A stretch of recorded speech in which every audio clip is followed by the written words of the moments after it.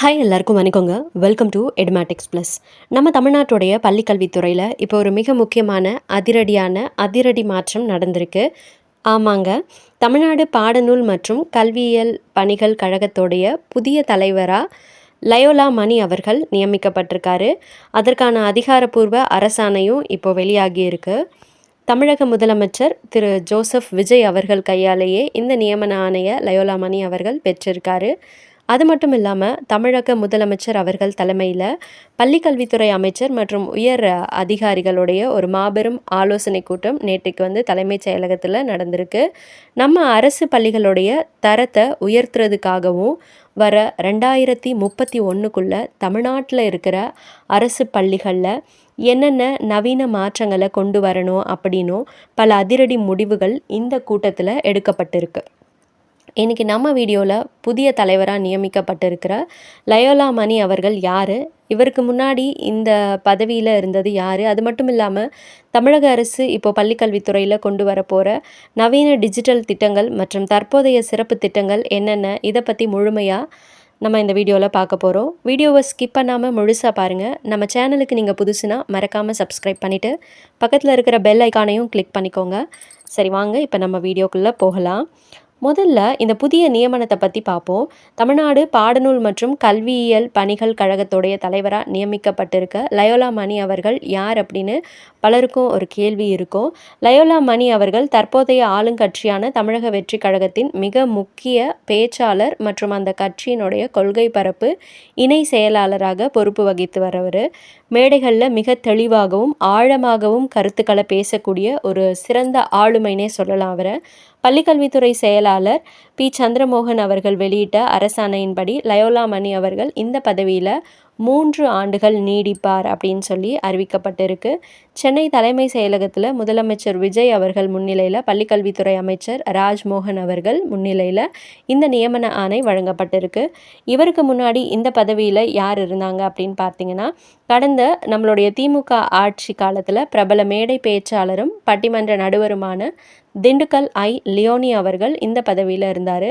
கடந்த 2021ஆம் ஆண்டு ஜூலை மாதம் அவர் நியமிக்கப்பட்டிருந்தார். இப்போ தமிழ்நாட்டில் ஏற்பட்டிருக்கிற ஆட்சி மாற்றத்தை தொடர்ந்து லியோனி அவர்களுக்கு பதிலாக தாவேகாவை சேர்ந்த லயோலா மணி அவர்கள் புதிய தலைவராக பொறுப்பேற்றிருக்காரு. தமிழ்நாடு பாடநூல் கழகம் அப்படிங்கிறது சாதாரண ஒரு அமைப்பு கிடையாதுங்க. 1970லிருந்து செயல்பட்டுட்டு வர இந்த கழகம் தான் நம்ம தமிழ்நாட்டில் இருக்கக்கூடிய லட்சக்கணக்கான பள்ளி மாணவர்களுக்கான பாட புத்தகங்களை தயாரிப்பது, அச்சிடுவது, விநியோகம் செய்வது போன்ற மிக முக்கிய பணிகளை செஞ்சுட்டு வருது. இந்த மிக முக்கிய பொறுப்பு இப்போது லயோலா மணி அவர்களிடம் ஒப்படைக்கப்பட்டிருக்கு. சரி, இந்த நியமனம் ஒரு பக்கம் இருக்க, இன்னொரு பக்கம் தலைமைச் செயலகத்தில் பள்ளிக்கல்வித்துறை முதல்வர் விஜய் அவர்கள் நடத்திய ஆலோசனை கூட்டத்தில் மிக முக்கியமான 5 முடிவுகள் எடுக்கப்பட்டிருக்கு. அது என்னன்றதை இப்போ பார்ப்போம். ஃபஸ்ட்டு வர பட்ஜெட்டில் கல்வித்துறைக்கு எவ்வளவு முக்கியத்துவம் கொடுக்கணும், நிதி ஒதுக்கீடுகள் எப்படி இருக்கணும் அப்படின்னு பள்ளிக்கல்வித்துறை அமைச்சருடன் முதல்வர் தீவிர ஆலோசனை நடத்தியிருக்கிறாரு. 2வது விஷயம், 2031க்குள்ளே ஸ்மார்ட் வகுப்பறைகள். இதுதாங்க ரொம்ப முக்கியமான இலக்கு. தமிழ்நாட்டில் இருக்கக்கூடிய அனைத்து அரசு பள்ளிகளின் தரத்தையும் சர்வதேச அளவுக்கு உயர்த்தணும். வர 2031ஆம் ஆண்டுக்குள்ளே அனைத்து அரசு பள்ளிகளிலையும் ஸ்மார்ட் வகுப்பறைகள், ஸ்மார்ட் கிளாஸ் ரூம்ஸ் அமைக்கப்படணும் அப்படின்னு ஒரு மெகா திட்டத்தை கையில் எடுத்திருக்காங்க.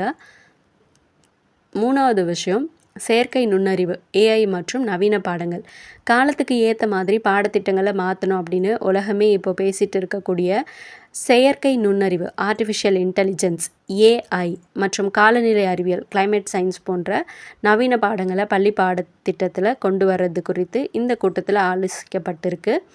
4வது விஷயம், அரசு பள்ளிகளில் ஆசிரியர்கள் மற்றும் பணியாளர்கள் பற்றாக்குறை இருக்கக்கூடாது அப்படிங்கிறதுக்காக காலி பணியிடங்களை விரைந்து நிரப்புவது குறித்தும் விவாதிக்கப்பட்டிருக்கு. ஸோ நிறைய வேக்கன்சிஸ் இருக்குது. அந்த வேக்கன்சி எல்லாமே பெர்மனன்ட் டீச்சர்ஸை ஃபில் பண்ணணும் அப்படின்னு சொல்லி. 5வது விஷயம், டிஜிட்டல் கல்வித்திறன் மேம்பாடு. மாணவர்களுடைய டிஜிட்டல் கல்வித்திறனை மேம்படுத்துறதுக்கான சிறப்பு திட்டங்களை கொண்டு வரவும் முதல்வர் உத்தரவிட்டிருக்கார். அடுத்தது, நம்ம தமிழ்நாட்டில் இப்போ மிகச்சிறப்பாக செயல்பட்டு வர மாதிரி பள்ளிகள் கண்டிப்பாக நீங்கள் வந்து இதை பற்றி கேள்விப்பட்டிருப்பீங்க. இதை பற்றி கண்டிப்பாக நம்ம பேசியே ஆகணும். இந்த மாதிரி பள்ளிகள் அனைவருக்கும் தரமான கல்வி அப்படிங்கிற நோக்கத்தோட அரசு பள்ளி மாணவர்களுக்கும் உலகத்தரம் வாய்ந்த இலவச கல்வி கிடைக்கணும், குறிப்பாக ஏழை மற்றும் கிராமப்புற மாணவர்களுக்கு நல்வாய்ப்புகள் அமையணும் அப்படிங்கிறதுக்காக இந்த மாதிரியான பள்ளிகள் தொடங்கப்பட்டிருக்கு. தற்போது தமிழ்நாட்டில் 38 மாவட்டங்களில் 38 மாதிரி பள்ளிகள் மிகச்சிறப்பாக செயல்பட்டுட்டு வருது.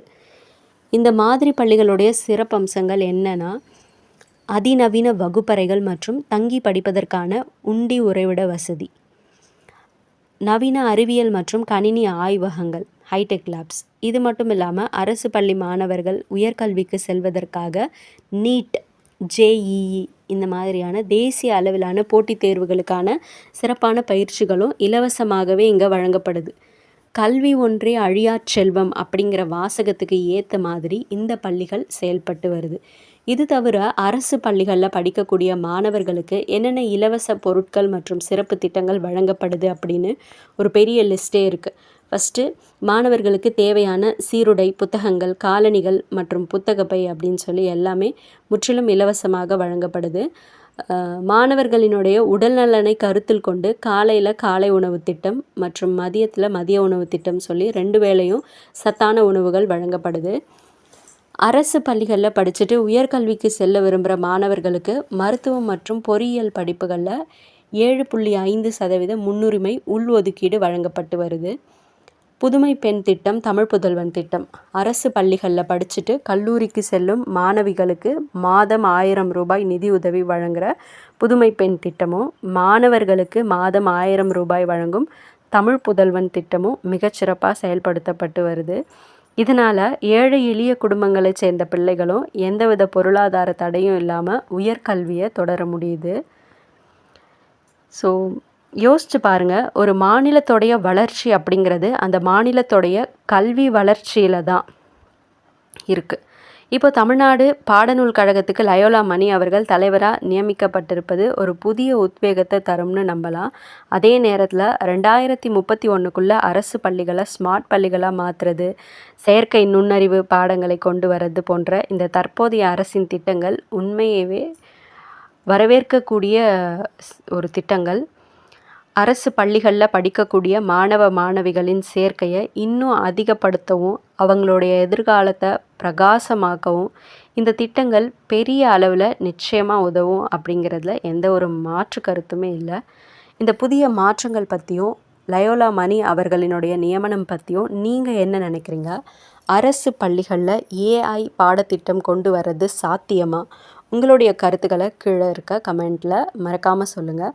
இந்த வீடியோ உங்களுக்கு பயனுள்ளதாக இருந்தால் ஒரு லைக் பண்ணுங்கள், உங்கள் ஃப்ரெண்ட்ஸ் மற்றும் ஃபேமிலிக்கு ஷேர் பண்ணுங்கள். மேலும் இது போன்ற பல முக்கிய தகவல்களுக்கு நம்ம சேனலை சப்ஸ்கிரைப் பண்ண மறந்துடாதீங்க. அடுத்த ஒரு நல்ல வீடியோவில் உங்களை நான் சந்திக்கிறேன்.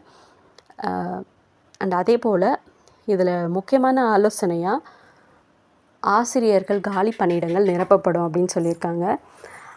அதை நமக்கு தெளிவுபடுத்துகிற மாதிரி ஒரு விஷயம் நடந்திருக்கு. அது என்ன அப்படிங்கிறத நான் அடுத்த வீடியோவில் சொல்கிறேன். தேங்க்யூ.